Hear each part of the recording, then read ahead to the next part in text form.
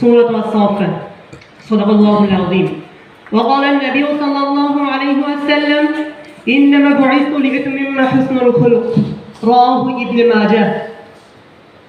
সিরাজুন নবী সাল্লাল্লাহু আলাইহি ওয়াসাল্লাম উদযাপন উপলক্ষে সাতক্ষীরা সরকারি কলেজ কর্তৃক আয়োজিত আজকের এই মহৎ অনুষ্ঠানে উপস্থিত সকল সুধী মণ্ডলী এবং আমার প্রিয় ভাই বোনেরা সকলকে জানাচ্ছি আমার পক্ষ থেকে আন্তরিক সালাম ও শুভেচ্ছা। আসসালামু আলাইকুম ওয়া রাহমাতুল্লাহি ওয়া বারাকাতুহু। আমাদের আজকে পূর্ব নির্ধারিত বিষয় সমাজ সংস্কারক হিসেবে মহানবী সাল্লাল্লাহু আলাইহি ওয়াসাল্লামের অবদান। তার 63 বছর বয়সের মধ্যে তিনি যতটুকু সমাজ সংস্কার করেছেন সেটা যদি আমি 5 মিনিটে বলতে যাই সেটা হয়তো এক বুক সমুদ্রের মধ্যে এক ফোঁটা ছুঁয়ে আকার পানির থেকেও কম হবে। তারপরেও আমি এই বিষয়ে কথা বলতে পারছি, এজন্য সকলকে ধন্যবাদ জানাই। জাহেলিয়াতের সন্ধিক্ষণ, পাপাচারে জর্জরিত সমাজ, যে সমাজে লুটতরাজ, সন্ত্রাস, রাহাজানি, সুদ, ঘুষ, মদ্যপান, জিনা, ব্যভিচার ছিল সমাজের একটি অবিচ্ছেদ্য অংশ।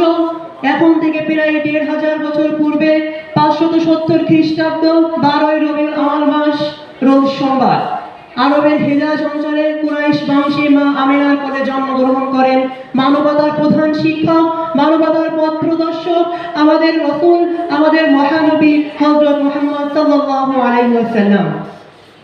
সমাজ যখন পাপে জর্জরিত, সমাজের সবথেকে নির্যাতিত, নিষ্পেষিত, অবহেলিত ছিল নারীরা। সেই নারীদেরকে তিনি তুলে দিলেন উচ্চ পর্যায়ে। তিনি ঘোষণা করে দিলেন আল জান্নাতু তাহতা আকদামিল উম্মাহাত, মায়ের পদতলে সন্তানের বেহেশত। এর থেকে আর মর্যাদা হয়তো নারীরা আর কখনো পাবেন না। যতই রোকেয়া সাখাওয়াত হোসেন আসেন, যতই নারীর অগ্রদূত আসেন, কেউ মহানবী সাল্লাল্লাহু আলাইহি ওয়াসাল্লামের মতো করে নারীদেরকে উচ্চ মর্যাদায় উঠাতে পারবেন না। এটি ছিল তার সমাজ সংস্কারের একটি বড় উপমা। তিনি দেখিয়ে দিয়েছেন কিভাবে মানুষকে ক্ষমা করতে হয়। যে তায়েববাসী, যে মক্কাবাসী তাহাকে রক্তে জর্জরিত করেছেন, তাদেরকে তিনি মক্কা বিজয়ের পরে সসম্মানে ক্ষমা করে দিয়েছেন। এর থেকে বড় উপমা আর কি কিছু হতে পারে? কখনোই না। রাহিবুল মাকতুম সহ বিভিন্ন যে হাদিসের গ্রন্থগুলো আমরা পড়েছি, সেখানকার প্রতিটা ঘটনা পড়লে আমাদের শরীরের কাঁটা শিহরে ওঠে। তিনি দেখিয়েছেন কিভাবে সমাজকে সংস্কার করতে হয়। তিনি সমাজ সংস্কারের জন্য বিভিন্ন পদক্ষেপ নিয়েছিলেন। তার মধ্যে গুরুত্বপূর্ণ কিছু বিষয় ছিল হিলফুল ফুজুল এবং মদিনা সনদ।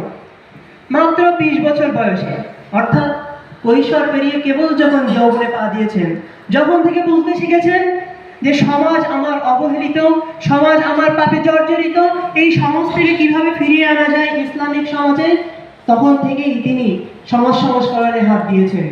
তিনি মাত্র 20 বছর বয়সে 590 খ্রিস্টাব্দে হিলফুল ফুজুল নামক একটি শান্তি সংঘ গঠন করেন।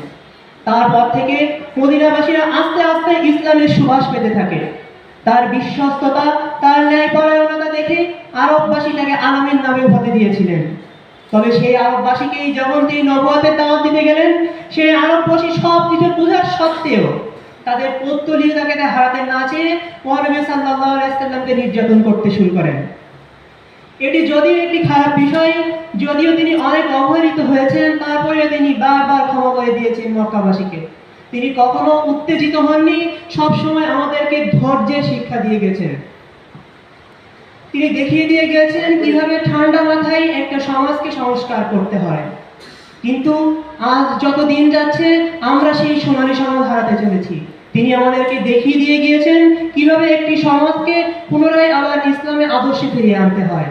কিন্তু তারপরে তার ফলশ্রুতিতে খোলাফায়ে রাশিদিনগণ আমাদেরকে সেই ইসলামী সমাজ উপহার দিয়ে গিয়েছেন। কিন্তু আস্তে আস্তে যখন আমরা আজ হারাতে চলেছি সেই সমাজ, সেই ইসলামী সমাজ যখন আমরা হারিয়ে ফেলেছি, এখন আমাদের উচিত আল্লাহ রাব্বুল আলামিনের কাছে একটাই প্রার্থনা করা, হে মালিক, আমাদেরকে আবার আপনি সেই ইসলামিক সমাজ গঠনের শক্তি দিন, যেন আমরা আবারও সেই আদর্শে মেতে উঠতে পারি। পরিশেষে একটাই কথা বলতে চাই, তুমি তো ভাবছো হয়তো আমি বলছি কোনো মহামানব বিষয়ের কথা, তবে ভুলে যেও না আমি বলছি মাত্র একজন নিঃস্ব মানুষের কথা।